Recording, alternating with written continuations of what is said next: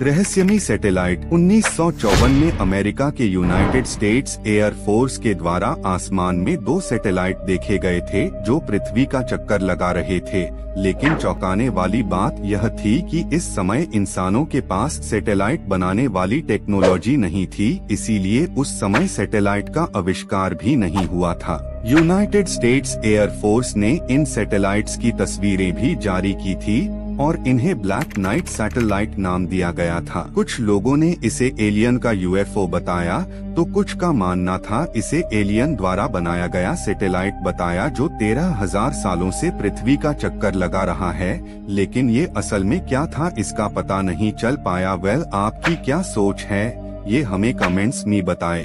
रहस्यमयी किताब Voynich manuscript 240 पन्नों वाली हाथों से लिखी गई एक पुस्तक है जिसे 15वीं सदी का माना जाता है। इस पुस्तक को एक रहस्यमयी पुस्तक माना जाता है क्योंकि इसे पूरी तरह एक अज्ञात भाषा में लिखा गया है जिसे कोई भी नहीं पढ़ सकता। इस पुस्तक में अभी 240 पन्ने हैं, लेकिन माना गया है इसके बीच के बहुत से पन्ने गायब है। पुस्तक में अजीबोगरीब जीव, नग्न औरतें और बहुत सी अजीब चीजों के चित्र बने हुए हैं और इन चित्रों और पुस्तक में लिखे शब्दों को समझने के लिए बहुत से क्रिप्टोग्राफर्स द्वारा प्रयास किया गया। लेकिन पुस्तक किस बारे में है, इसमें क्या लिखा है, इसे क्यों और किसने लिखा है, इन सब सवालों का जवाब आज तक नहीं मिल पाया है। इंच का इंसानी कंकाल 2003 में चिली के एटाकामा रेगिस्तान में 6 इंच का एक कंकाल मिला था जिसके मजबूत दांत और बड़ी खोपड़ी थी और इसे 1970 के करीब का माना गया। पहले तो इतने छोटे आकार के कंकाल को देखकर